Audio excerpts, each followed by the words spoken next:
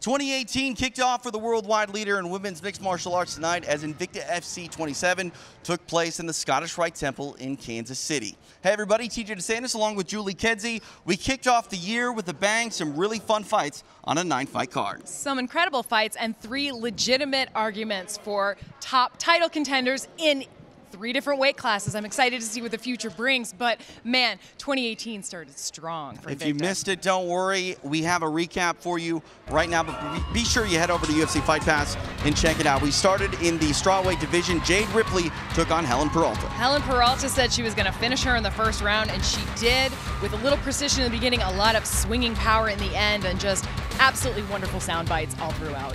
Loma Lukmanvi from Thailand entered the Invicta FC cage in her pro debut. She took on the AKA product in Melissa Wang, and she's a Thai fighter, but she looked like a jiu-jitsu fighter throughout this fight at times. She was so good at trying to get into those submissions, but ultimately, you know, those knees and those elbows and the 300 fight experience she had in Muay Thai really proved true for her.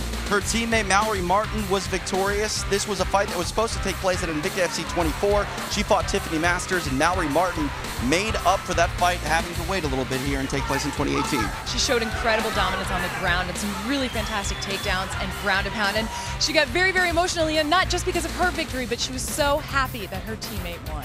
Then it was featherweights taking the stage. Felicia Spencer, undefeated coming into tonight's fight. She took on the pro debut in Akila Al-Hamid. And Spencer, she had some trouble with Al-Hamid, but was innovative and ultimately won a decision. Yeah, Al-Hamid is definitely a fighter in this division to keep your eye on. And Felicia Spencer's star just keeps getting brighter and brighter these days. Then it was flyweights that took center stage here in Kansas City. Brogan Walker-Sanchez was able to take on Sherry Muraski. Sanchez really put it on with a variety of strikes, Muay Thai, and Jiu-Jitsu as well. She did. It was a very, very close fight in a lot of judges' eyes, or at least in our eyes, we saw it that way, but Brogan Walker-Sanchez really pulled it out in the end, not without a struggle against Sherry Muraski. Stephanie Alba took on Ashley Cummins. Cummins wants to be a factor at 105 pounds, and tonight she was able to really smash her way to victory, earning a decision. I know, like I said during the broadcast, I want to call her Sheriff Smashley, but I stumble on my words, but really, Ashley Cummins was the reinvented Ashley Cummins at atomweight, absolutely perfect in her fight. Ashley Nichols and Sharon Jacobson went to war. Jacobson, the wrestler, really had to rely on her wrestling ability tonight. She went through some pain, some damage, but ultimately it was her wrestling that won a decision. Yeah, you know, Jacobson has always been kind of a perennial favorite of this organization and this crowd. They were very high on her, but Ashley Nichols earned everyone's respect tonight with those sharp elbows, knees, and capitalizing on really good positions. Brazilians battled as Vanessa Porto took on Mariana Moraes. Moraes returned to Invicta FC for the first time in 2 years, but tonight belonged to Vanessa Porto. She is firmly back in the mix for a potential 3rd title fight here at 125. You know, TJ, I can't see any argument against that. She had a beautiful performance. Again, stayed composed in an awkward position against Moraes.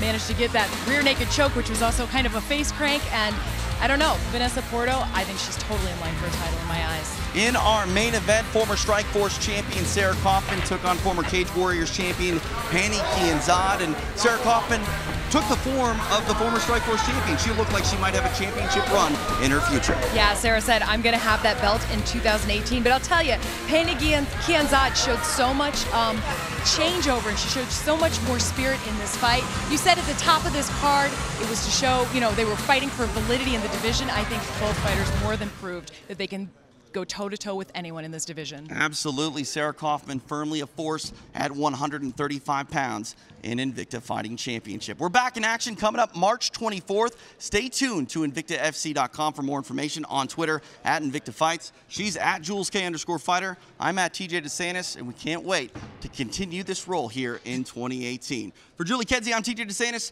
Good night from Kansas City.